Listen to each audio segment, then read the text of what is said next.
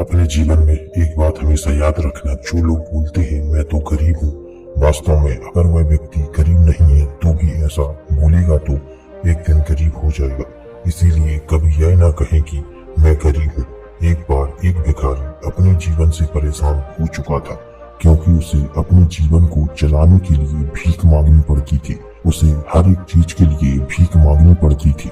इसी बात को लेकर वह बहुत दुखी रहता था और एक दिन यही सोचता कि उसका जीवन कैसे बदलेगा। यह सोचकर वह निराश हो जाता। वह हर दिन देखता कि बहुत सारे निराशा से भरे लोग आंखों में आंसू लिए और चिंताओं से परेशान लोग गौतम बुद्ध के पास जाते हैं और वापस लौटते समय भी बहुत ही खुश होकर आते हैं। वह यह देखकर समझ नहीं पा रहा था कि गौतम बुद्ध उनके साथ ऐसा क्या करते थे कि वे बेहद खुश हो जाते थे।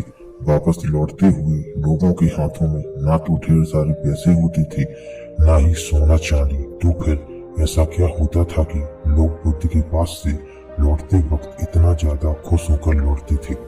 यह सब देखकर भिखारी ने सोचा कि वह भी महात्मा बुद्ध के पास जाएगा और देखे कि वहाँ ऐसा कौन सा चमत्कार होता है कि लोगों के सारे दुख दर्द दूर हो जाते हैं। वह बुद्ध से मिलने के लिए उनके पास चल पड़ा। जहाँ उसने देखा कि बहुत लंबी कतार लगी हुई थी, तो वह भिखारी भी कतार में लग गया। कतार में लगकर अपनी बारी का इंतजार करने लगा। देखते ही देखते उसकी बारी आई और उसने बुद्ध से कहा, बुद्ध, मैं बहुत गरीब हूँ, मेरे पास कुछ भी नहीं है। मुझे अपना जीवन चलाने के लिए दूसरों से भीख मांगनी पड़ती है। अब आप ही बताइए कि मैं अपनी गरीबी कैसे दूर कर सकता हूँ और जीवन को बेहतर बना सकूं। यह सब सुनकर बुद्ध ने कहा, तुम गरीब नहीं हो, तुम्हें ऐसा लगता है क्योंकि आज तक कभी दूसरे के लिए तुमने कभी कुछ किया ही नहीं है। तुमने किसी को कुछ दिया ही नहीं है, कुछ भलाई का काम तुमने किया ही नहीं है। यह सब सुनकर भिखारी के मन में एक आशा जाग उठी। अपनी आशंका को दूर करने के लिए भिखारी ने पूछा, मैं तो एक भिखारी हूँ, मैं लोगों को दान कैसे दे सकता हूँ और कैसे लोगों की सहायता कर सकता हूँ।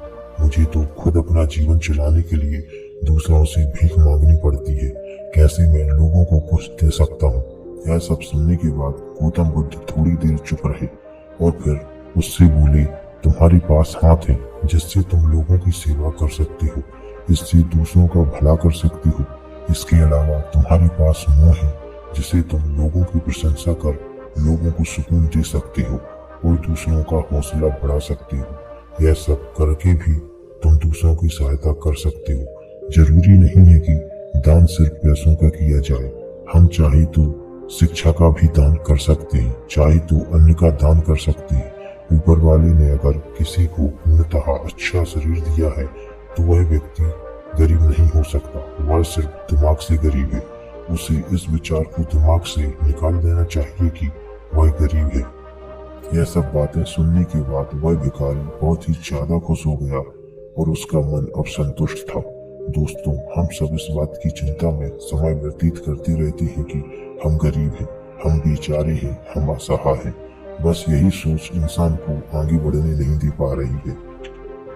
लेकिन सत्य तो यह है कि जब तक हमारा शरीर पूरी तरह से स्वस्थ एवं बेहतर है तो हम उसका उपयोग करके आगे बढ़ सकते हैं और खुद के जीवन को बेहतर से भी बेहतर बना सकते हैं। अगर कोई व्यक्ति सिर्फ अपनी गरीबी पर ध्यान दे और उसे बदलने की कोशिश ना करे तो वह मूर्ख है, वह हमेशा गरीब ही रहेगा। इसके अलावा हमें इस कहानी से यह भी सीख मिलती है कि दान सिर्फ धन का ही नहीं बल्कि लोगों की सेवा और मुख से प्रशंसा कर अच्छे विचारों का भी किया जा सकता है।